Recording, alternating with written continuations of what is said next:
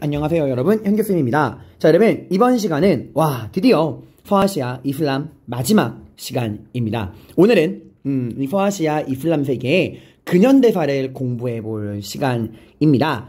자, 우리가 지난 시간에는 전근대 이슬람 국가 두 번째 해서 오스만, 티무르, 사파비 왕조, 이 세 개의 왕조를 공부를 했고요. 이 오스만, 이 중에서 가장 덩치가 큰 건 역시 오스만 제국입니다. 이 오스만 제국 같은 경우는 인물, 제도, 연표, 이 세 가지가 다 잘 나오니까 기본적으로 이 오스만 제국의 발전해 나가는 과정, 13세기 말 소아시아 지역 아나톨리아 반도에서 건국해서 14세기 말에 발칸 반도를 장악하고 술탄 칭호를 가졌고요. 아직 비잔틴 제국 멸망 안 했습니다. 그리고 앙카라 제국에서 패배하긴 했지만 그 이후에 메흐메트 2세 때 이제 비잔틴 제국을 멸망시키고 콘스탄티노폴리스를 이스탄불로 바꾸고 수도로 옮기고 셀림 1세 때는 북아프리카 지역의 맘루크 왕조를 정복을 하고 이제 술탄 칼리프 칭호를 계승하면서 이슬람 세계의 지배자가 됩니다. 그리고 슐레이만 1세 때는 헝가리를 정복, 비는 포위만 한 거예요. 오늘날 크로아상과 커피가 이 빈 포위전에서 나왔죠. 그리고 교황과 에스파냐 연합함대를 깨부신 프레베자 전투. 자, 이런 강력한 힘의 근원은 우리가 총 4가지의 제도를 공부해봐야 됩니다. 군사적 봉건제, 티마르 제도. 기병부대, 지방에 있는 기병부대인 시파이에게 군사적 봉사의 대가로 토지에 대한 징세권을 부여한 티마르 제도. 그리고 정복지의 기독교 청소년을 징발해서 이슬람교로 개종시키는 데브시르메 제도. 그 데브시르메 제도로 양성되는 술탄의 친위부대를 최정예 부대 예니체리라 그러고 관료도 양성을 합니다. 그리고 지지야만 내면 개인의 자유뿐만 아니라 종교적인 공동체인 밀레트까지 만들어주는 밀레트 제도. 그리고 이렇게 발전하다가 이제 신앙도 개척 이후에는 무역의 중심이 대서양으로 옮겨가면서 쇠퇴하게 되었다. 그리고 성소피아 성당, 술탄 아흐메드 사원 공부했었고요. 여기서 하나 퀴즈. 의외로 이걸 많이 틀리더라고요. 얘들아, 이것도 수능이 한번 모의고사였나 수능이 한번 나왔는데, 자, 만약에 이렇게 말해 맞을까 틀릴까? 이 지방에 있는 기병부대인 시파이에게 군사적 봉사의 대가로 토지에 대한 징세권, 티마르를 부여한다라고 하는 이 군사적 봉건제 티마르제 있죠? 그죠? 자, 만약에 티마르제로 예니체리가 데브시르메 제도로 양성되는 술탄의 친위부대 예니체리가 토지를 분배받았다? 티마르제로 예니체리가 토지를 분배받았다? 맞을까 틀릴까? 전혀 아닙니다, 여러분. 티마르제로는 이 시파이, 예니체리와 함께 오스만 제국을 이끄는 2대 축이에요. 이 기병부대인 시파이가 토지에 대한 징세권을 부여받은 거지 예니체리는 관련이 없어, 얘들아. 그리고 티무르 왕조, 이 차가다이 울루스가 약화된 이후에 이 몽골의 징기즈칸의 자손이었던 티무르가 몽골 제국의 부활을 꿈꾸었고요. 그래서 사마르칸트에 도읍을 했고 명나라를 정벌하러 갔어요. 영락제가 지배하던. 가다가 죽어서 안 된 거야. 그리고 그의 무덤은 구르 아미르, 크투브 미나르 이런 거랑 구분하라겠죠. 남쪽으로는 델리 술탄을 침공했다. 그리고 오스만 제국과 싸웠던 앙카라 전투. 그리고 누구한테 망했다? 우즈베크. 굽타 왕조를 약화시킨 에프탈이랑 구분하라고 했어요. 그리고 사파비 왕조 같은 경우는 요즘 들어서 되게 잘 나오는데 이스마일 1세가 이란 지역에 건국했다. 그리고 북아프리카의 파티마 왕조랑 마찬가지로 시아파였다. 페르시아의 전통을 계승한 이란 지역이니까. 그래서 그들은 자신들의 군주를 샤라고 불렀다. 그리고 아바스 1세 때 전성기인데 수도 이스파한으로 옮겼다. 이만 모스크 만들었다. 비단 산업을 국영 산업으로 했다. 라는 거 엄청 잘 나옵니다. 이거 아프칸족의 침입으로 쇠퇴했다. 그래서 또 이런 정리할 포인트들, 이런 헷갈릴 만한 포인트 제가 정리했고, 무굴 제국은 이 티무르가 망한 이후에 에프탈의 침략으로, 죄송합니다. 에프탈은 굽타죠.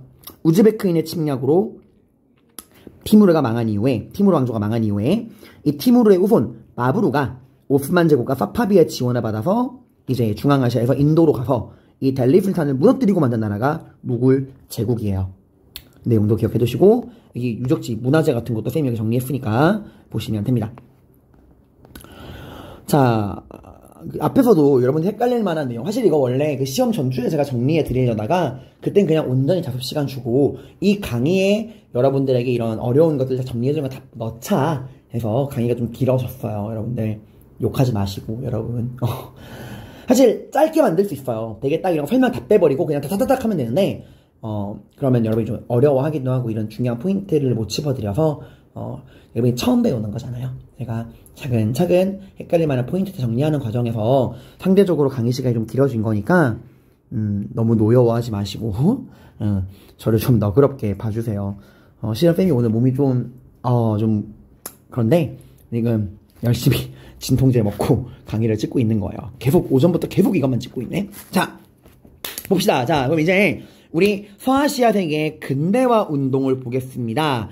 자 우리가 일단 뭐뭐뭐를 살펴볼 거냐. 일단 뭘 볼지부터 볼게요. 일단 이 오스만 제국, 오스만 티르크의 근대화 운동 볼 거고요. 그리고 우리 그 페르시아 지방, 이란, 오늘 이란이죠. 이 페르시아 지방에 있는 카자르 왕조. 이 카자르 왕조가 어떻게 나온 거죠, 여러분들? 방금 얘기했어요. 자, 한번 대답해봐요. 뭐였죠? 네, 바로 사파비. 이 사파비 왕조 있잖아. 이란 지역에서 이스마일 1세가 만든 아바스 1세 전성기를 맞은 사파비 왕조. 그 사파비 왕조 이후에 등장한 게 카자르 왕조예요. 이 사파비 왕조가 아프간족의 침입으로 쇠퇴한 이후에 들어온 카자르 왕조. 그래서 이 이란, 페르시아 지방에 있는 카자르 왕조도 볼 거고요. 그리고 이 북아프리카 지방에 있는 이집트인 얘들의 근대화 운동도 볼 거고요. 그리고 오늘날의 사우디아라비아죠. 아라비아 반도에 있는 이 사우디아라비아 얘들도 볼 거고 또 오늘 분쟁의 핵인 팔레스타인 지방도 볼 거야. 자 다시 한번 우린 지금 서아시아 세계의 근대화 운동을 공부할 건데 이 서아시아 세계 근대화 운동을 어디를 볼 거냐. 큰 그림 보고 가는 거야. 제일 먼저 오스만 제국의 근현대사 공부할 거고요. 그 다음은 이집트 지역의 이집트인들의 근대화 운동을 보러 갈 거고요. 그 다음은 여기 죄송합니다. 이란 지역에 있는 사파비 왕조리는 이 이란 페르시아 지역에 있는 이 이란인들의 근대화 운동 보러 갈 거고요. 아라비아 반도에 있는 아랍인들의 근대화 운동 보러 갈 거고요. 또 팔레스타인, 가나안 지방, 팔레스타인 지방에서 왜 이런 갈등이 벌어지는지 팔레스타인 지역도 보러 갈 겁니다. 자 이렇게 오스만, 그리고 이란, 아랍, 이집트, 팔레스타인 다 한 번씩 둘러보도록 할게요. 자 우선 오스만 제국의 근현대사부터 공부해 보도록 하겠습니다. 오스만 제국의 민족운동 배경은 뭐냐면은 오스만 제국이 점점점 쇠퇴하게 돼요. 사실 슐레이만 1세가 죽은 이후에 대번에 레판토 해전에서 그 펠리페 2세의 에스파니아와 로마 교황의 함대 이게 깨진 것만 봐도 오스만 제국이 점점 약해지고 있다는 걸 볼 수 있어요. 오스만 제국이 약화되게 된 가장 근본적 원인은 신앙로 개척입니다. 이 유럽 애들은 아메리카 대륙에 그 신대륙을 개척해서 거기서 막대한 부를 끌어들이는데 오스만 제국은 그렇지 못하는 거죠. 그러니까 이 신앙로 개척으로 무역의 중심이 지중해에서 대서양으로 옮겨가게 되면서 지중해 무역에 기반하고 있던 오스만 제국의 힘이 약해지는 거고 그러는 과정에서 특히 18세기 산업혁명 이후에는 이 서양 애들이 제국주의 국가로 발돋움하게 되면서 오스만 제국은 이제 그들의 먹잇감이 된 겁니다. 상황이 완전 바뀐 거예요. 참 그렇죠. 헝가리를 정복하고 빈을 포위해서 온 유럽을 공포에 떨게 한 이 오스만 제국이 이제는 이 18, 19세기 들어서는 이 제국주의 열강들의 먹이가 된 겁니다. 그래서 이 오스만 제국을 둘러싼 열강들의 대립, 누가 오스만 제국을 뜯어먹을 것이냐 해서 영국, 프랑스, 러시아, 독일 등등 강대국들이 다 달려듭니다. 특히 이 중에서도 영국과 러시아의 대립이 굉장히 심했어요. 자, 이걸 보여주는 그림이 있습니다. 뒷장 여기 그림 나오죠? 19세기 오스만 제국의 상황을 풍자한 그림. 칼을 든 사자는 영국, 여기 영국이 나오고 여기 몽둥이를 든 곰은 러시아를 말합니다. 그 이 사이에 있는 이 불쌍한 칠면조는 오스만이에요. 어떻게 오스만이 이렇게 됐죠? 자, 이런 상황인데 특히 이런 상황에서 오스만 제국의 쇠퇴를 보여주는 것 중에 하나가 그리스의 독립이에요. 그리스가 어디 있는 나라죠, 여러분들? 자, 우리 지역 마지막입니다. 다시 한번. 여기 오스만 제국의 발원지였던 후아시아, 아나톨리아 반도. 그리고 여기 그리스 세계를 우리가 뭐라 그래요? 여기를 발칸 반도라 그래요. 원래 이제 비잔티움 제국의 근거지였다가 셀주크 튀르크에게 이제 후아시아를 뺏기고, 그리고 발칸 반도는 오스만 제국에게 뺏겼죠. 자, 아무튼 이 후아시아, 아나톨리아 반도, 발칸 반도, 여기는 흑해 크림 반도, 여기가 이베리아 반도, 여기 이탈리아. 자, 아무튼 얘들아, 그리스는 발칸 반도에 있는 나라고, 이 오스만 제국이 이 발칸 반도를 14세기 말에 차지하면서 그리스 역시도 오스만 제국의 식민지가 됩니다. 그리고 마지막까지 버티던 그 비잔티움 제국의 수도인 콘스탄티노폴리스도 이제 메흐메트 2세에게 넘어가게 되고 이스탄불이 됐죠. 아무튼 그 발칸 반도의 중요한 국가 그리스, 그러니까 오스만 제국의 정말 중요한 핵심 지역이에요. 오스만 제국의 2대 핵심 지역이 이 소아시아, 발원지인 소아시아 아나톨리아 반도랑 비잔티움 제국을 무너뜨리고 차지한 이 발칸 반도 지역이거든. 그 발칸 반도의 핵심적인 나라 그리스가 독립을 한 겁니다. 이제 이 그리스인들이 오스만 제국의 힘이 약해지니까 독립운동을 전개하게 되는데, 이거를 잘 들어, 누가 도와주냐면은 유럽의 지식인들이 도와줘요. 처음부터 유럽 열강이 도와주진 않았어. 왜냐면 얘들도 당장은 오스만 제국이 만만한지 어떤지 아직 감이 잘 안 온단 말이야. 아직 싸워보지 않았으니까. 옛날에 싸워본 격밖에 없으니까. 그래서 간을 보고 있었어요. 또 하필이면 이때가, 나중에 여러분 배웠지만 이 시대가 나폴레옹 있죠, 여러분들. 나폴레옹이 몰락한 다음에 빈체제라 그래가지고 프랑스 혁명 이전으로 돌아가자. 그러니까 변화를 거부하는 보수반동 복고주의 상황이었어. 그래가지고 뭔가 변화를 되게 바라지 않는 상황이었어요. 그래서 좀 이 열강들이 간을 보고 있었는데, 유럽의 민간인들 중에서도 지식인들이 먼저 그리스의 독립을 도와줍니다. 왜냐? 당시 19세기는 낭만주의 시대였어요. 이 낭만주의라는 게 뭐냐면은 나를 둘러싼 모든 거에 관심을 가지는 거야. 그러니까 나를 둘러싸고 있는 게 뭐예요? 나의 뿌리, 나의 역사, 나의 고향, 나의 모든 거에 관심을 가지는 거야. 그 과정에서 나의 뿌리와 고향 역사에 대한 관심, 민족주의가 엄청나게 증가하게 됩니다. 우리 민족 역사를 공부하면서. 그러면 서양 애들이 결국 우리 서양의 뿌리가 어디냐? 우리 서양은 다 그리스, 그리고 로마의 후예다. 우리의 역사는 그리스와 로마에서 나왔다. 맞는 말이죠. 그리스와 로마가 이제 서양의 뿌리잖아. 근데 지금 우리 서양의 뿌리인 그리스가 저 이교도인 오스만 제국의 밑에서 신음하고 있다. 우리 어째 우리가 그들을 도와주지 않을 수 있겠냐 해서 지식인들이 개인 자격으로 의용군으로 참전해요. 그러니까 약간 지금 비유하면 좀 그렇지만, 지금 이제 우리가 그 러시아랑 어디죠? 잠깐만, 기억이 안 나. 러시아랑 싸우고 있는 나라. 네, 우크라이나. 그 우크라이나에 이제 우리나라 이군이 개인 그 의용군 자격으로 갔잖아. 그런 것처럼 유럽 지식인들이 의용군으로 참전한 거야. 그 대표적인 지식인이 바이런이라고 하는 유명한 시인이 있어요. 바이런. 그래서 이런 지식인들이 막 참고하는 걸 보고 온 유럽의 분위기가 우리의 낭만주의 분위기 속에서 우리 역사의 뿌리, 우리의 뿌리인 그리스 독립을 지원해야 한다라는 국민적인 분위기가 막 유럽에 끌어올라. 그래서 뒤늦게 이 영국이랑 프랑스랑 러시아 같은 국가적 차원에서 지원이 이루어집니다. 이 바이런은 죽어요. 이렇게 자료로 나온 적이 있어. 바이런의 이야기가. 자, 그래서 결국 그리스가 독립합니다. 그러니까 자기 집 앞마당을 뺏긴 거야, 지금. 그러면서 이 애들이 느낀 거죠. 뭐야. 야, 얘네 별거 없구나. 얘네 진짜 별거 없구나. 그걸 느낀 거야. 그래서 이제 위기를 느낀 우리 오스만 제국은 살아남기 위해 개혁을 합니다. 이게 바로 시험에 정말 잘 나오는 오스만 제국의 근대적 개혁. 약간 오스만판 메이지 유신 같은 거라 보시면 돼요. 오스만판 메이지 유신, 오스만판 광서신정, 오스만판 광무개혁, 탄지마트입니다. 탄지마트 뜻이 뭐냐면 은혜개혁이야. 그러니까 이게 뭐예요? 우리 위에서 아래로 내려오는 은혜로운 개혁이라 이거야. 그러니까 우리 술탄께서 너희 백성들에게 은혜를 베풀어서 위에서 아래로 은혜로 내려오는 개혁이다라고 해서 탄지마트가 은혜개혁이라 그래. 이거를 사료에 나온 용어입니다. 또 다른 말로 뭐라 그러냐면 귤 한해 칙령이라고도 하고요. 또 당시 탄지마트 은혜개혁을 실시한다는 칙령을 발표한 곳이 장미예방이었어. 장미예방 칙령이라고도 해요. 그래서 시험에 탄지마트, 은혜개혁, 귤 한해 칙령, 장미예방 칙령 다 넣을 수 있습니다. 1839년에 시작해서 1876년 거의 한 40년 가까이 지속된 개혁이었어요. 이거는 행정사법, 교육, 군사 등 모든 분야에 관한 근대적인 제도 개혁이었습니다. 철저하게 은혜개혁을 갈 수 있죠. 아래로부터의 개혁이 아니라 위로부터의 개혁입니다. 그러니까 일본의 메이지 유신 그리고 청나라의 광서신전 같은 개혁이에요. 다만 이 개혁은 잘 안됩니다. 돈도 딸리고요. 전문적인 인력도 부족해. 이게 가장 사실 일본이 좀 특이한 케이스예요. 대부분의 이런 서양과 그러니까 아시아와 아프리카 나라들이 근대화 운동을 실패하게 되는 거는 하고 싶어도 일단 돈이 부족하고요.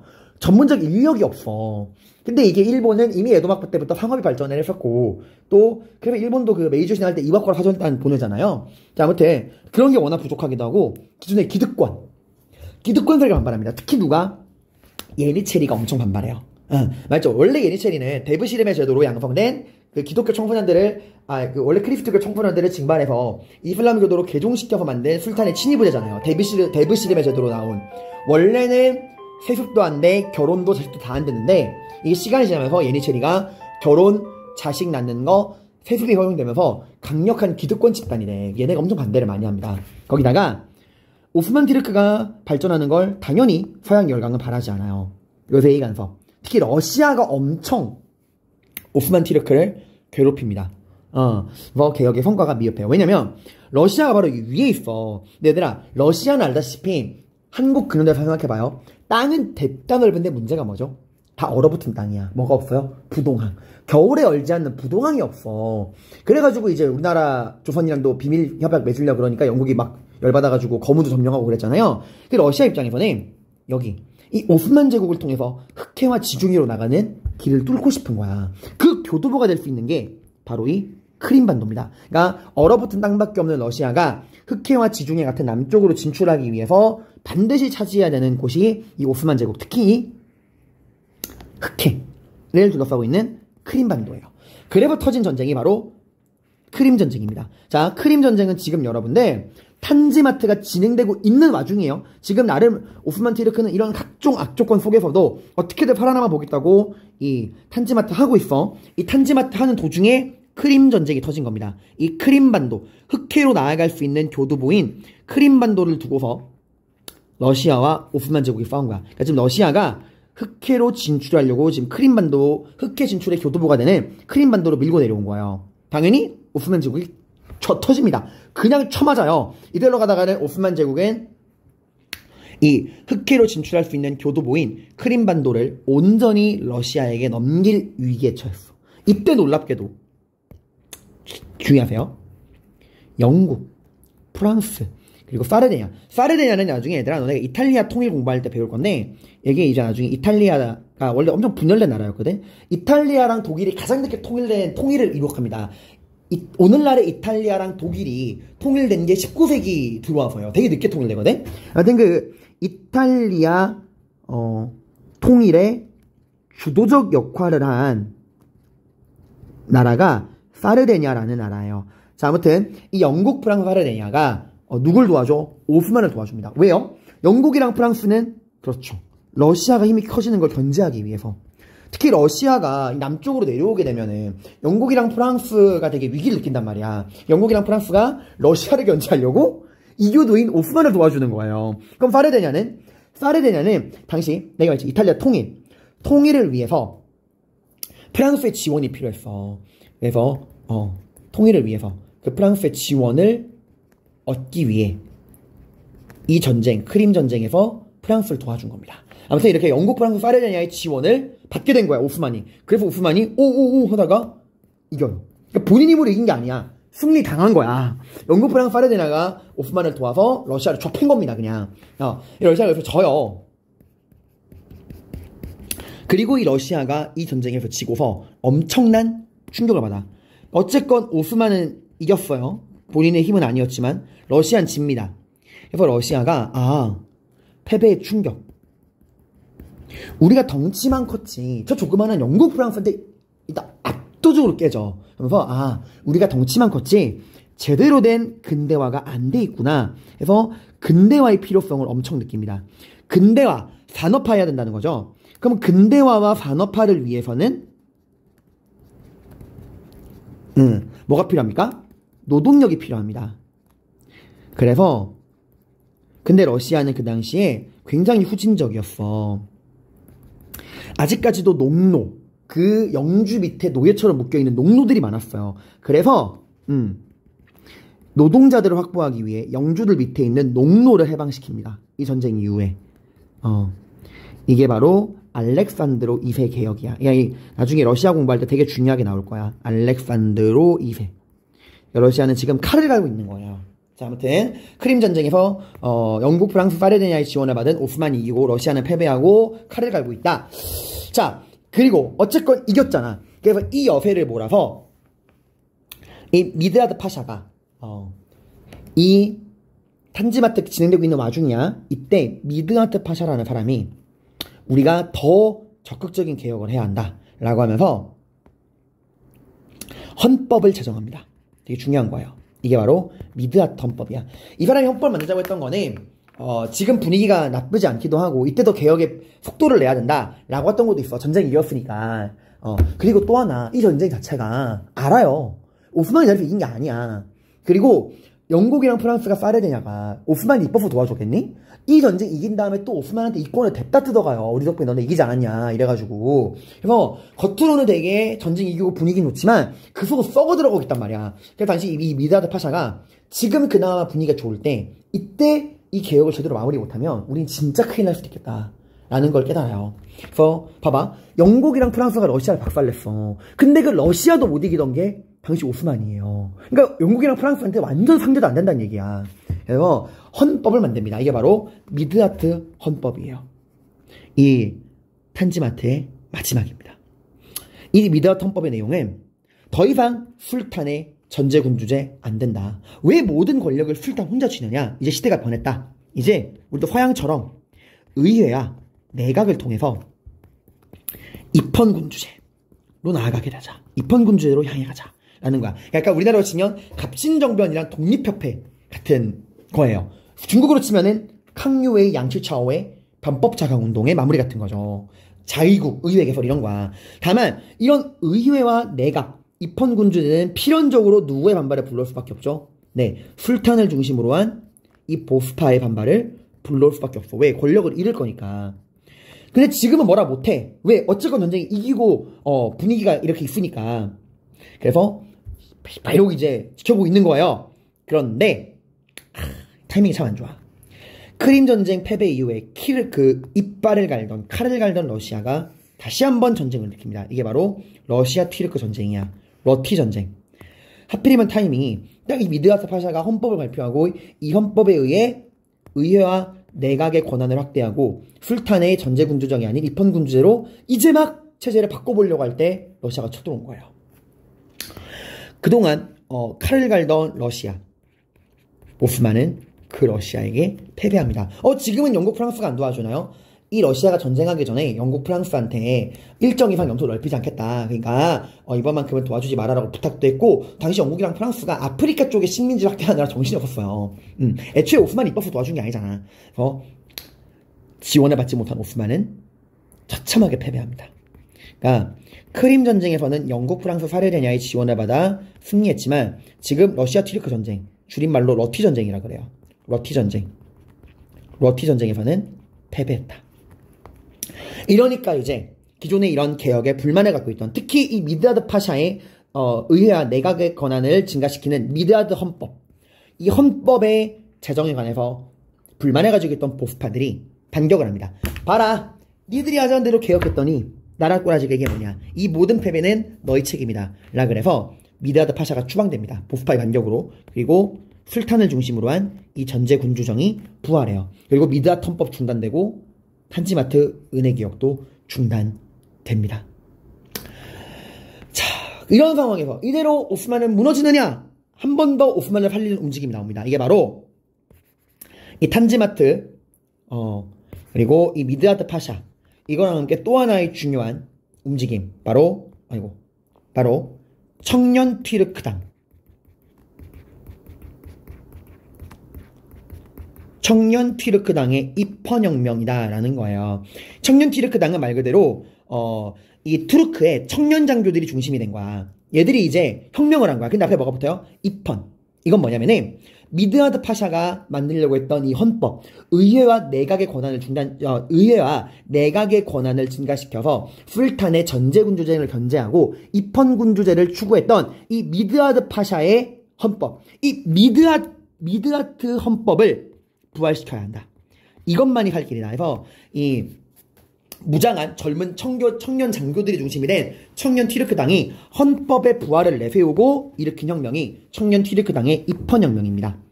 헌법 부활뿐만 아니라 구체제적인 악습을 폐지해야 한다. 그래서 여성차별 철폐, 근대적인 시설 확장, 교육과 세제개혁 추진 등을 내세웁니다. 여기 아래 선생님이 크림 전쟁과 함께 이 청년 튀르크당에 대한 설명 적어놨어요. 읽어보세요. 이대로 만약에 이제 권력을 잡아요. 청년 튀르크당이 장교들이 중심이 된 거니까 장교들이야. 그러니까 실제로 군대를 지휘하는 애들이기 때문에 권력을 장악합니다. 이대로 청년 튀르크당이 나라를 구하느냐? 근데 애들이 막판에 이상한 데 빠져요. 극단적인 튀르크 민족주의. 지금 얘네가 이 오스만 튀르크라고 하는 게 종교는 이슬람이야. 근데 얘네가 아랍인입니까? 아니에요. 이 소아시아 세계의 그 전통적인 아랍인이 아니라 중앙아시아, 이 소아시아 지방에서 넘어온 튀르크 계통이란 말이야. 그죠? 근데 얘네가 이슬람을 믿는 것 뿐이잖아. 얘네들이 튀르크 민족주의에 빠져. 그래서 우리 튀르크 민족이 최고다. 이래서 튀르크 우월주의 가지고 다른 민족들을 막 억압을 합니다. 왜냐면 이게 문제가 되는 게 오스만 제국은 워낙 넓은 영토의 다민족 국가란 말이야. 근데 이제 와가지고 튀르크 우월주의를 내세우다니. 이거 옛날 오스만 제국도 안 했던 짓거리야. 그렇지 않아요? 그래서 피지배 민족의 반발로 결국 청년 튀르크당의 입헌혁명도 실패하게 돼요. 자, 이거 잠깐만 우리 그 전에 전 시간에 여기 요거 관용과 차별할 때 여기다 하나 더 추가해 볼 수 있겠네요. 뭐? 그렇지. 청년 튀르크당. 극단적인 튀르크 민족주의. 자, 그리고 돌아와서 다시 프린트로 돌아와서 그 이후에 이제 오스만 제국은 병든 환자처럼 시름 앓다가 사형 선고를 받게 되는 게 바로 1차 세계대전에 참전하면서부터예요. 참 욕심도 많아. 자, 왜 참전하느냐? 그럴 수밖에 없었던 게 이 중간에 또 어떤 일이 있었냐면은 이건 그냥 배경 지식이야. 나중에 1차 세계대전 서양사 공부할 때 자세하게 배우는데 이 중간에 그러니까 이 청년 튀르크당의 입헌혁명, 이 튀르크 민족주의로 실패한 다음 이야기예요. 이 튀르크 민족주의, 이 청년 튀르크당의 이 미드하트 헌법을 부활에 주장하는 이 입헌혁명이 극단적인 튀르크 민족주의로 인한 피지배 민족들의 반발, 이것 때문에 실패한 그 뒷이야기야. 오스만 튀르크의 중요한 땅, 그리스는 독립했지만 아직 나머지 남아있잖아. 발칸반도. 이 발칸반도에서 발칸 전쟁이 터집니다. 이거는 아직 독립 못했던, 그리스 말고 독립 못했던 보스니아, 세르비아, 루마니아 같은 나라들이 동맹을 맺어요. 우리가 오스만 튀르크를 독립을 하자. 이래서 얘네가 발칸 동맹을 맺어요. 그래서 이게 총 2번 일어나는데 1차 발칸 전쟁은 1912년 이 오스만으로부터 독립하고 싶어 하던 이 보스니아, 루마니아, 세르비아 같은 애들이 만든 발칸 동맹. 얘네들의 전쟁이었어요. 여기서 발칸 동맹이 승리합니다. 2차는 뭐냐면 이건 그냥 참고만 하세요. 오스만으로부터 독립한 발칸 동맹이 자기들끼리 싸운 거야. 자기들끼리 싸운 건데 이거 나중에 또 공부하게 될 거예요. 자, 아무튼 지금은 중요한 건 1차. 오스만은 발칸도 잃어버렸어. 그래서 세계대전에 참전한 거 왜? 이겨서 따면 돼. 그런 마인드야. 그러니까 이대로 가다간 제국이 망하는 건 불보듯 뻔해요. 그래서 이대로 망하느니 한번 마지막으로 이 도박판에 한번 껴들어보자. 전쟁이 이기면 다시 식민 차지하고 옛날의 영광을 부활할 수 있을 거야 라고 했는데 하필이면 줄을 잘못 썼어요. 1차 세계대전이라고 하는 게 영국, 프랑스, 이탈리아를 중심으로 한 영국, 프랑스, 러시아를 중심으로 한 3국 협상과 그에 맞서는 3국 동맹, 독일, 오스트리아, 러시아의 3국 동맹의 싸움이었잖아. 하필이면 영국, 프랑스 쪽이 아니라 독일에게 줄을 서버린 거예요. 알다시피 1차 세계대전에서 독일은 패배했죠. 1, 2차 모두 패배했잖아. 패배. 와우.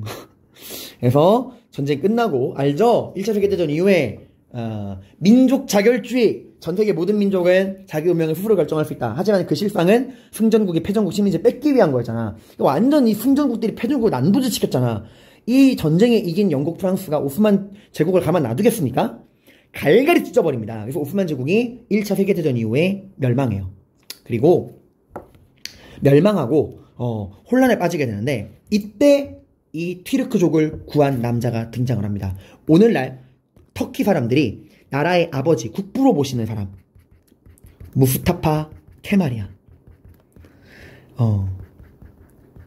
터키의 근현대사는 이 사람을 빼고 설명이 안 돼요. 이 사람이 얼마나 인기가 많냐면 오늘날 터키에는 법이 있어. 무스타파 케말은 터키인의 아버지다. 아버지를 욕할 수 없다 해서 무스타파 케말에 대한 욕을 하면 잡혀가요. 법이 정해져 있어. 이 사람이 이제 튀르크인의 아버지라는 사람인데 이 사람이 우선 이 오스만 제국이 멸망한 이후에 혼란을 수습하기 위해 임시정부를 수립하고요. 그리고 이 사람이 술탄제를 폐지해요. 더 이상 이런 전근대적인 술탄제에 의미 없다. 정교 분리. 그리고 이 사람이 터키 공화국을 만든 사람이야. 그리고 각종 근대화 정책을 시행하는데 터키 문자를 만듭니다.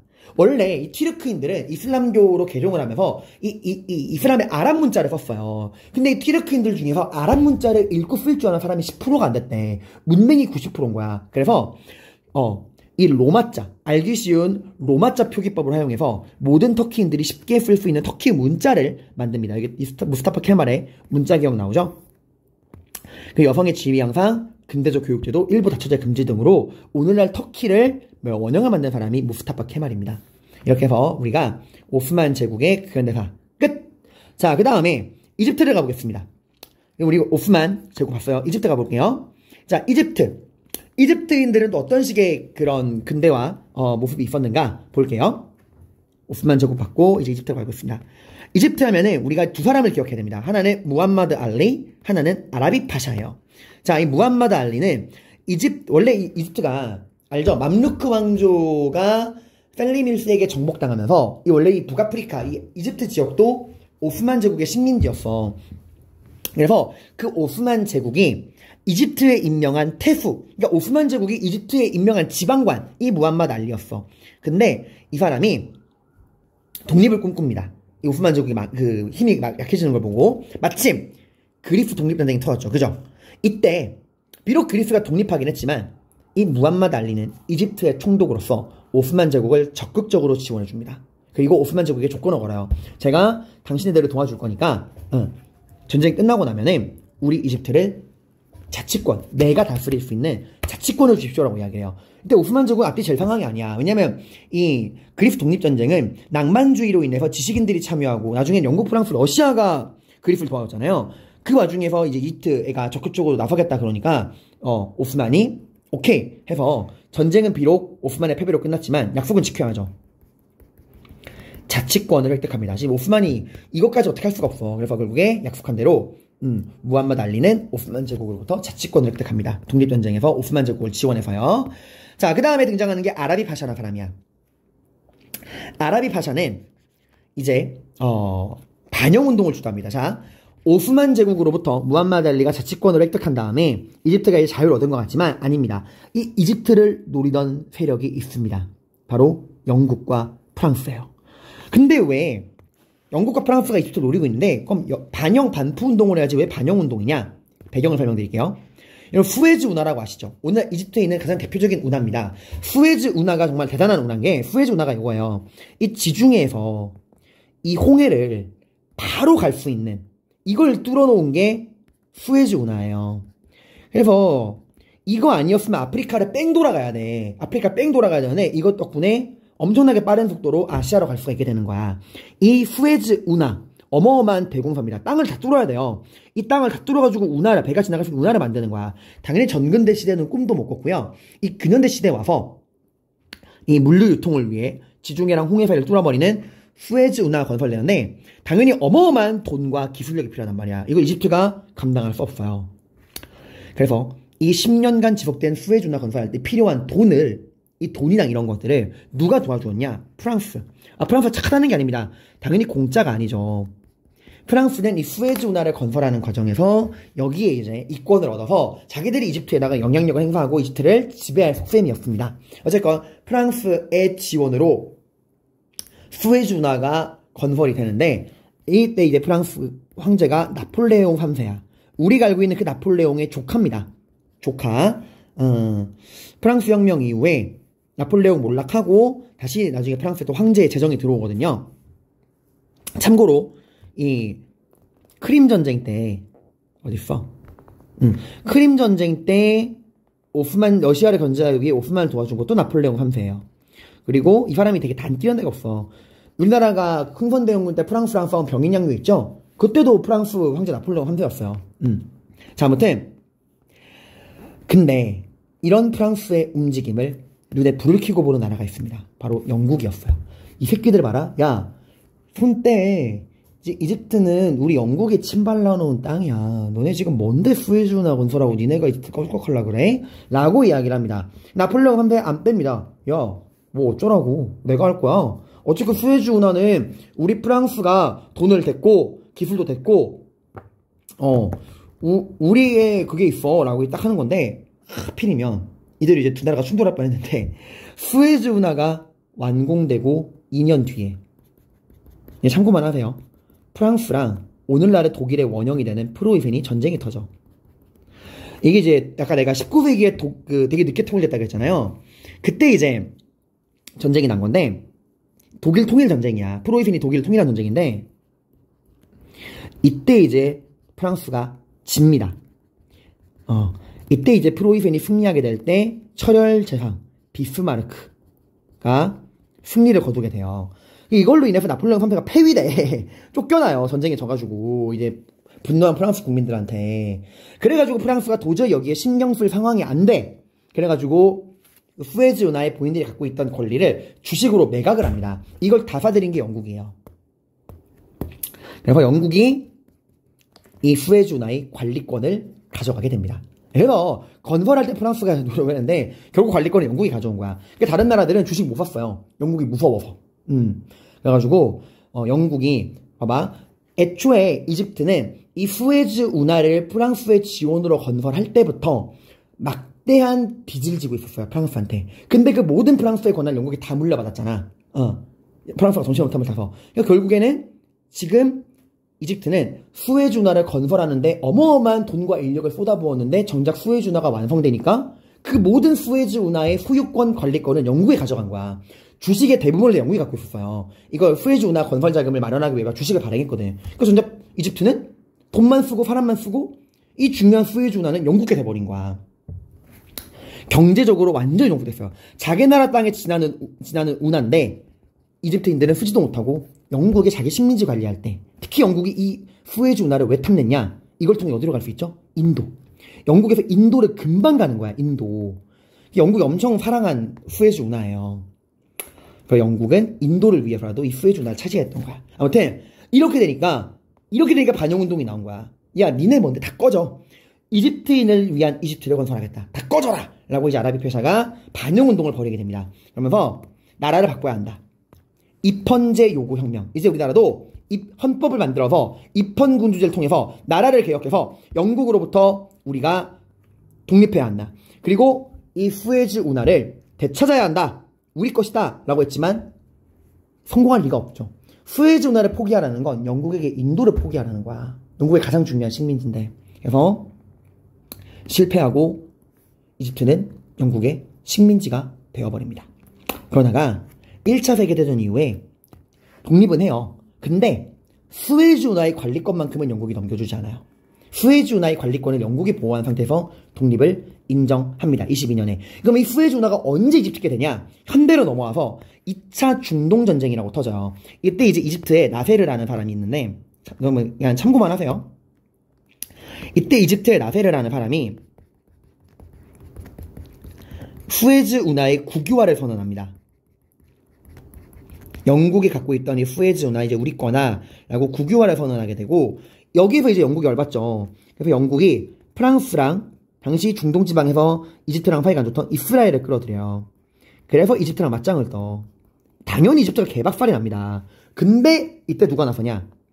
시대가 2차 세계대전 이후에요. 냉전 시대죠. 소련이 우리가 이집트 도와주겠다라고 나선 거야. 그러니까 이 중동 지방에서 소련의 세력 확대를 경계하던 미국이 야 스톱 이제 중단시켜버린 거야. 야 영국 프랑스 이스라엘 그만해. 너네가 더 깝치면 소련이 이집트로 진출한단 말이야. 다 그만해 라고 해서 전쟁이 끝났어. 그리고 수에즈 운하 넘겨줘 이래가지고 이집트가 수에즈 운하를 가져갑니다. 이게 보여주는 건 뭐냐면 냉전 시대 더 이상 영국 프랑스는 세계의 주인이 아니라는 거야. 세계의 주인이 바뀐 걸 보여주는 거죠. 이제 소련과 미국이 이 냉전 2차 세계대전 이후에 냉전을 주도한다. 더 이상 영국 프랑스는 세계 질서를 주도할 수 없다라는 걸 적나라하게 보여준 사건이었어. 자, 아무튼 그래서 수에즈 운하 해서 여러분 무함마드 알리 아라비 파샤 해서 이 수에즈 운하에 관해서 알아두세요. 여러분 혹시 80일간의 세계 일주라는 소설 알아요? 그 영국 신사가 나 80일 만에 세계 일주 하겠다라는 걸로 전재산 거는 내기라잖아, 이 미친놈이. 그때 성공하잖아요. 성공할 수 있던 이유가 수에즈 운하 때문이야. 이 수에즈 운하 때문에 가능했던 거예요. 그리고 일본이 러시아랑 상대로 전쟁할 때 이길 수 있던 것도 수에즈 운하 때문이야. 당시 이제 러일전쟁이 터졌을 때 영국의 지원을 받았다겠죠, 일본이. 영국이 일본을 어떻게 도와줬냐면은 당시 러시아에는 발틱 함대라 그래가지고 어마어마한 함대가 있었어. 이 발틱 함대가 일본을 공격하기 위해 오는데 시간을 아끼려면 이 수에즈 운하를 통과해야 돼. 근데 영국 해군이 수에즈 운하를 딱 막은 거야. 못 지나간다. 그래서 발틱 함대가 아프리카를 뺑 돌아가요. 그래서 시간이 몇 배는 걸려. 그리고 엄청 피곤하잖아. 그래서 이미 일본에 도착했을 때는 이 발틱 함대가 아프리카 돌아오느라 힘이 다 빠진 상태였어. 이걸 일본이 공격해서 이긴 게 러일 전쟁이에요. 자, 아무튼 이 수에즈 운하 중요합니다. 자, 이게 이집트의 근대화 운동 봤고요. 그 다음은 우리 이란, 페르시아 지방에 있는 이 이란인들의 근대화 운동을 살펴보도록 하겠습니다. 자, 이란은 우리가 그 전에 사파비 왕조 봤었죠? 이스마일 1세가 이란 지역에 건국을 했고 아바스 1세가 이스파한에 천도하고 비단 산업을 국영화하고 이만 모스크를 만들었죠. 그죠? 시아파 왕조의 사파비 왕조. 그 사파비 왕조가 이제 누구 때문에 망했었죠? 그쵸? 이 사파비 왕조가 아프간족의 침입으로 아프간족의 침입으로 쇠퇴하고 그 다음에 이제 들어선 게 카자르 왕조야. 지금 우리는 이 카자르 왕조가 지배하고 있는 이란인들의 독립운동, 그 근대화운동 보는 겁니다. 자, 이 페르시아, 이란 지방에도 역시나 러시아. 여러분, 제가 말했죠. 세계사의 나쁜 짓거리는 다 영국이 다 한다. 영국만 사실 빼도 이 제국주의 시의 파트 한 절반이 날아갈 거예요. 러시아, 영국이 여기를 또 침략해옵니다. 그런 과정에서 영국이 러시아를 또 몰아내고서 봐봐. 이 이집트의 수에즈 운하도 영국이 이런 거야. 참고로 얘들아, 2차 중동전쟁에서 영국이 지고 수에즈 운하를 이집트가 가져갔잖아요. 이때 이제 영국 애들이 막 울고불고 난리가 났어. 이게 울고불고 할 일이야? 야, 이거 원래 이집트 거야. 이거 만드는 과정에 이집트 사람들이 10년 동안 수천 명이 죽었어요. 이거 만드느라. 아무튼, 흥분했어요. 죄송합니다. 영국인들의 인성. 자, 아무튼, 영국이 러시아랑 이게 침략을 하다가, 당연히 이제 영국이 수를 쓴 게 뭐냐면은, 러시아 아예 뭐라는 거 아니야. 영국 선수를 친 게, 당시 카자르 왕조가 재정난에 휩싸이고 있었어요. 돈이 되게 부족했거든? 그래가지고 영국이 돈을 지원해 줄 테니까, 담배 독점권 내놔 라고 이야기를 해요. 그래서 카자르 왕조가 영국으로부터 자금 지원을 대가로 이 이란 내의 담배 독점권이라는 건 담배를 만드는 거, 제조 및 판매, 담배 제조 및 판매 독점권을 영국에게 부여합니다. 근데 알다시피 담배라는 건 굉장히 많이 피잖아요, 여러분들. 뭐 담배가 몸에 좋은 거 아니지만 저도 안 펴요. 근데 사실 대부분의 사람들이 피는 약간 생활 필수품 기호 같은 거란 말이야. 근데 이런 담배를 제조 및 판매하는 독점권을 부여한다? 이건 당장 돈을 얼마를 받더라도 나라에 정말 중요한 이권을 넘겨준 겁니다. 이걸로 인해 영국이 어마어마한 경제적 이득을 뺏어간단 말이야. 그래서 이란인들이 왜 우리의 담배를 영국이 독점하느냐? 담배 이권 수호 운동을 벌이게 돼요. 담배 이권 수호 운동. 다른 말로는 담배 불매 운동. 영국인들이 만드는 담배는 사지 않겠다. 담배 이권은 우리 거다. 라고 하는 담배 이권, 이거 제가 잘못 적었네요. 담배 이권 수호 운동을 벌이게 됩니다. 이걸 주도했던 사람이 이름이 자료에 많이 나옵니다. 아프간이라는 사람이에요. 아프간이 사람 이름이에요. 사파비 왕조를 몰락시킨 건 아프간족이고 지금 담배 이권 수호 운동, 담배 불매 운동 이끄는 건 아프가니아. 이건 사람 이름이야. 이 사람들과 상인과 종교 지도자들을 중심으로 해서 전국민적인 운동이 되는데 결과적으로는 중요해요. 담배 이권 회수합니다. 결국 카자르 왕조는 이 민중들의 열망대로 영국 정부에 다시 요청을 해서 담배 이권을 돌려받아요. 아, 줬던 거 뺏었어. 미안한데 안 될 것 같아. 돌려줘. 근데 영국이 그냥 돌려줄까? 일단 돌려는 주는데 영국이 말해요. 야, 니네가 한번 분명히 우리한테 돈 받아가 놓고서는 우리한테 준 담배 독점권을 지금 니네 나라의 정치적인 상황 때문에 다시 돌려달라고 한 거잖아. 그것 때문에 우리가 손해봤어. 배상금 내놔. 배상금을 진짜 엄청나게 지불을 합니다. 그리고 이 배상금으로 인해서 거액의 빚을 지고 경제적으로 종속돼요. 그러니까 이집트는 수에즈 운하로 인해 경제적으로 종속되고 이 카자르 왕조 이란은 담배 이권 운동으로 담배 이권을 회수했지만 그 후유증으로 인한 배상금으로 인해 영국의 경제적으로 종속이 됩니다. 자, 그래서 파비 왕조는 그 전성기를 이끌었던 아바스 1세가 비단 산업을 육성을 했고요. 같은 지금 이란 지역이에요. 그 이후에 아프간족의 침입 이후에 나온 카자르 왕조는 담배, 파파비는 비단, 카자르는 담배. 알아두세요. 그리고 이렇게 나라가 어지러워지니까 결국 이 이후에 나라를 살려야 한다라고 역시 입헌 운동이 벌어지게 됩니다. 다 똑같아요. 입헌 정치를 통해서 법을 만들고 의회와 내각을 만들고 입헌군주제 이런 걸로 가자. 입헌 정치와 내정개혁을 하고 의회를 수립을 하고 우리도 법을 만들자 라고 하는 게 이란에서 나온 입헌혁명이야. 담배 이권 그 이후에 나온 거예요. 의회 수립, 헌법 제정, 입헌혁명. 하지만 이렇게 이란이 잘 나가는 걸 누가 지켜보지 않아? 영국과 러시아가 지켜보지 않습니다. 그래서 영국이랑 러시아가 아예 분할 점령해버립니다. 우리 나눠 가지자. 그래서 이란을 반으로 똑 쪼개버립니다. 이게 여기 뒤에 나오는 지도예요. 영국과 러시아가 이 이란, 카자르 왕조를 보시면 가운데 카자르 왕조 이렇게 있고 이렇게 영국이랑 러시아가 도도독 뜯어간 거예요. 지금 가슴 아픈 얘기죠. 이것도 알아두세요. 분할 점령했다라는 게 모의고사에 가끔 많이 나와. 자, 그 다음에 이렇게 우리가 이란인들의 민족운동 봤고요. 그 다음에 아라비아 반도에 있는 이렇게 나이죠. 아라비아 반도에 있는 아랍인들의 민족운동 보겠습니다. 오늘날 그 사우디아라비아예요. 사우디아라비아. 자, 여기서 나오는 게 뭐냐면은 바로 와하브 운동이라는 거예요. 무슨 운동? 와하브 운동이라는 게 나옵니다. 이 와하브 운동은 주도한 사람 이름이 압둘 와하브예요. 그래서 와하브 운동이야. 이건 한마디로 이슬람교의 순수성을 회복하자. 이슬람교의 근본적인 돌아가자 이거야. 사실 이제 사우디아라비아, 이 아라비아 반도도 열강의 침략으로 고통받고 있었고요. 나라가 워낙 어지러우니까 이 모든 이유는 종교에서 찾는 거야. 우리가 종교적인 순수성을 지키지 못하기 때문에 이런 시련이 오는 것이다. 이슬람교로 우리가 이슬람교의 순수성을 회복하자. 이슬람교 하면 떠오르는 게 뭐예요? 종교경전, 꾸란. 이슬람교의 순수성을 회복하자. 쿠란으로 돌아가자라는 구호를 내세웁니다. 종교운동이었어요. 자, 이거 하면 여러분들이 떠올려야 되시는 게 뭐냐면은 인도에서도 굉장히 비슷한 게 있었습니다. 바로 뭐였죠? 네, 브라흐마 사마지 운동이에요. 여기 안에 나오죠? 브라흐마 사마지 운동. 힌두교의 순수성을 회복하자라고 하는 거였고, 이게 이제 람 모한 로이가 중심이 되었죠.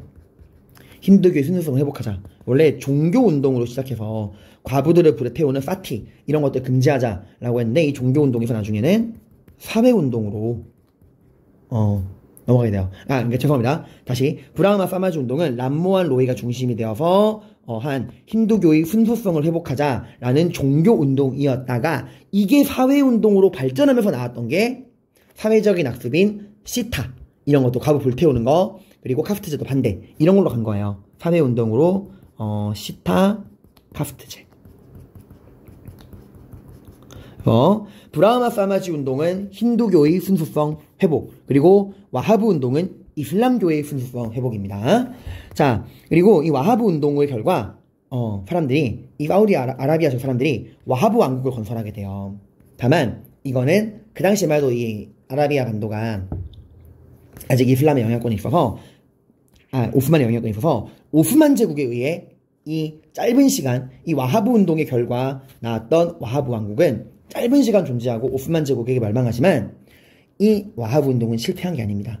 이 와하브 운동이 우리가 아랍인들만의 나라를 만들어낸다라고 하는 이 아라비아 반도의 아랍 세계의 단결, 그리고 아랍 민족주의,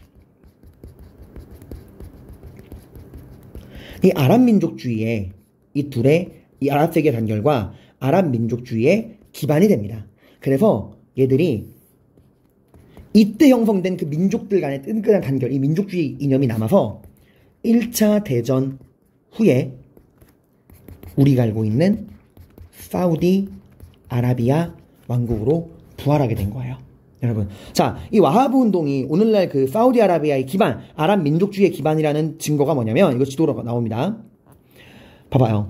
와하브 운동의 세력권과 오늘날의 사우디 아라비아 거의 일치하죠. 그죠? 와하브 운동의 세력권이 지금 초록색으로 색칠, 이거 무슨 색깔이라고 해야 되지? 이 무슨 색깔이라고 그래야 돼요? 연도색, 뭐라고 해야 되죠? 아무튼 이 색깔로 칠해져 있는 게 그 와하브 운동의 세력권이고, 이 노란색으로 그 네모칸 쳐놓은 게 오늘날 사우디 아라비아랑 비슷하죠? 그래서 이 와하브 운동 결과 1차 세계대전 이후에 사우디 아라비아가 만들어지고, 이 사우디 아라비아가 국기가 이거잖아요. 이게 그 와하브 운동 때 사용된 깃발을 그대로 만든 거야. 칼은 이슬람교를 알라를 이 교도로부터 수호한다. 이게 봐봐, 종교운동 결과 만들어진 그 이슬람교의 순수성을 회복하자는 와하브 운동이 토대가 되어 아랍 민족주의가 나오고, 그걸 토대로 나온 게 사우디 아라비아잖아. 그래서 사우디 아라비아가 오늘날의 이슬람권 국가 중에서 굉장히 보수적인 편에 속해요. 여성들의 인권도 되게 낮고. 그래서 여기 또 이 와하브 운동의 깃발이고, 이 위에 나와 있는 이 글자 뜻이 알라는 유일한 신이며 무함마드는 신의 예언자이다 라고 하는 그 종교적인 색깔이 잘 드러나고 있는 겁니다. 그 외에도 여기 수에즈 운하, 80일간의 세계 일주, 담배 불매 운동, 이런 거 제가 다 적어놨습니다. 그리고 무스타파 케말, 청년 티르크당, 탄지마트 운동 다 적어놨고요. 이렇게 해서 우리가 아랍인들까지 살펴봤습니다.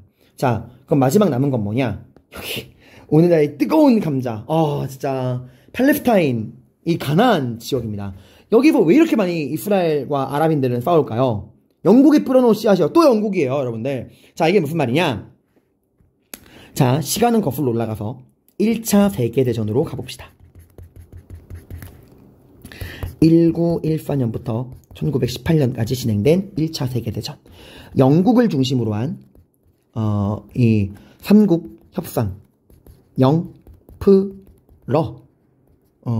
그리고 이 영국, 프랑스, 러시아랑 싸우던 게 누구였죠?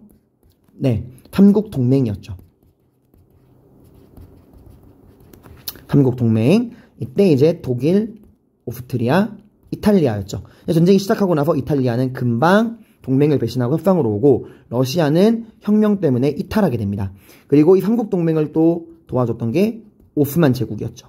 그리고 삼국 협상에 도와줬던 게 이제 중국이나 일본, 나중에 미국 들어오게 되는데, 아무튼 1차 세계대전 중간에 전쟁이 되게 치열했어요. 정말 총력전이고 정말 누가 이길지 모르는 혼돈의 도가니었어. 전쟁이 승기가 기운 거는 미국이 참전하면서부터고, 그 전까지 정말 누가 이길지 모르는 정말 치열한 전쟁이었습니다. 이때 이제 영국이 이 이제 1차 세계대전 중에서 이 독일과 오스트리아를 지원하고 있는 오스만 제국, 이 오스만 제국을 견제해야겠다. 그래가지고 오스만 제국의 그 식민 지배를 받고 있던 이 아랍인들, 이 아랍인들이 후방에서 오스만 제국을 견제해주면 우리가 전쟁이 쉽게 이기지 않을까라고 생각을 한 거야. 다시 한번, 영국이 1차 세계대전 중에 독일 편을 들던, 삼국 동맹 편을 들던 오스만 제국을 견제하기 위해 이 오스만 제국의 식민 지배를 받고 있던 이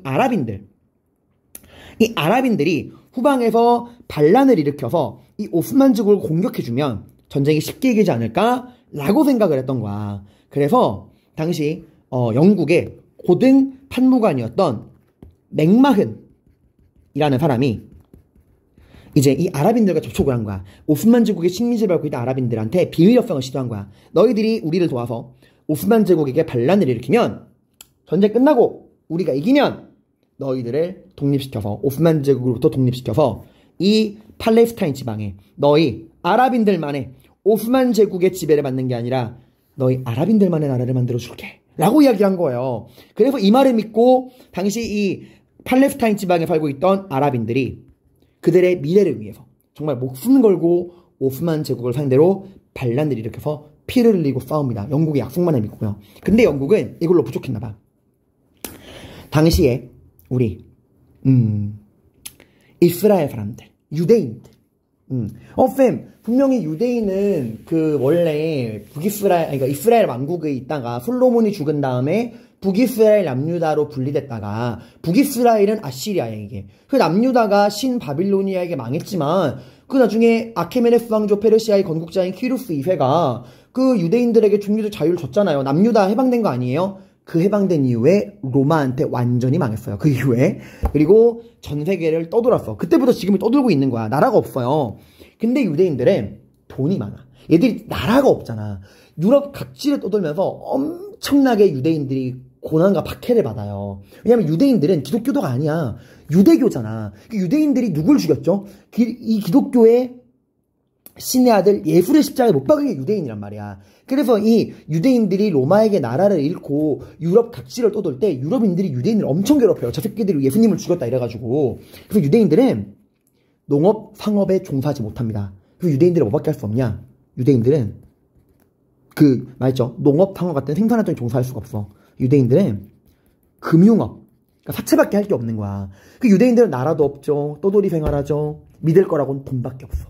그래서 유대인들이 길을 쓰고 돈을 모은 거야. 그래서 여러분, 베니스의 상인 있죠. 그 셰익스피어의 희극, 베니스의 상인. 거기서 나오는 그 욕심쟁이 상인 있잖아. 샤일로. 돈만 밝히는 상인. 그 사람 파운드 잘라내라. 했던 그 있잖아. 베니스의 상인. 거기서 나오는 게 악덕 상인이 유대인이야. 근데 아무튼 유대인들이 돈이 엄청나게 많아. 영국이 전쟁에 돈이 많이 드니까 이 유대인들의 자금 지원이 필요했던 거야. 그래서 이번에는 유대인들을 만납니다. 그래서 당시에 영국의 외무부 장관이었던 벨푸어가 유대인 지도자를 만나서 너희 유대인들이 전쟁 중에 우리를 영국에게 돈을 도와주면 우리 영국이 독일을 무찌르고 나면 이 너희들의 고향 그 예전에 모세가 이집트 탈출해서 만들었던 그 다윗과 솔로몬의 영광에 살아 숨쉬던 그 옛날 예루살렘을 기억하느냐. 그 이스라엘 왕국. 거기에 너희 유대인들만의 나라 이스라엘을 부활시켜주겠다 라고 약속을 한 거예요. 미친 새끼들이. 지금 봐봐. 이중 약속이야. 지금 봐봐. 땅은 하나야. 팔레스타인. 여기 원래 이스라엘이 살았지만 로마에게 멸망당한 이후에 여기 살던 유대인들은 지금 유럽 각지로 터진 거야. 그 유대인들이 유럽 각지로 터진 다음에 팔레스타인 지방에 지금 누가 살고 있어? 아랍인들이 살고 있어. 그 아랍인들이 지금 오스만의 지배를 받고 있단 말이야. 근데 지금 오스만의 지배를 받고 있는 아랍인들에게는 우리 도와주면 독립시켜줄게. 그리고 지금 유럽 각지에 있는 유대인들한테는 우리에게 돈 지원해주면 전쟁 끝나고 팔레스타인에 니네 이스라엘 왕국 부활시켜줄게. 이중약속이에요. 팔레스타인이나 땅 하나에 이중약속을 걸어버린 거야. 이게 아랍인을 대상으로 한 맥마온 협정, 유대인을 대상으로 한 벨푸어 선언입니다. 이래서 지금 이 지랄이 난 거야. 그 땅에 지금 왜 이런지 알겠죠, 여러분들? 제가 흥분했어요. 죄송합니다. 이건 너무 진짜 진짜 저 이거 보면서 야 이게 진짜 인간이 할 짓인가 싶어. 비밀로 이중계약을 한 거야. 국가를 상대로. 자, 근데 얘들아 여기서 시험에 한번 나온 게 뭐냐면은 자 봐봐. 이 아랍인을 대상으로 한 맥마온 협정이건 유대인을 대상으로 한 벨푸어 선언이건 나발이건 간에 다 1차 대전 중에 맺은 거야. 그치? 즉 이거는 2차 세계대전인 독일 나치랑은 관련이 없습니다. 오케이? 이게 나치를 막기 위해 아랍인 유대인과 맥마은 벨푸어 선언 이런 거 틀린 거예요, 여러분들. 자, 이렇게 해서 우리 서아시아 세계의 이 근대화 운동도 오스만, 이집트, 이란, 아랍, 그리고 팔레스타인 지방으로 나누어 살펴봤습니다. 선생님이 만들어 놓은 자료 이런 거 다 보시고 여기 뒤에는 그동안 존재했던 모든 지도들을 모아놓은 거고요. 26번 프린트에는 그동안 우리가 배운 이 방대한 서아시아 문명을 제외하고 고대부터 근현대까지 모든 선지를 제가 분석해서 131문항으로 만들었고 객관식 문제도 제가 각종 기출문제들을 41문제 6월, 9월 모의고사 수능 중심으로 모아놨습니다. 잘 공부하시기를 바랍니다. 고생 많으셨습니다.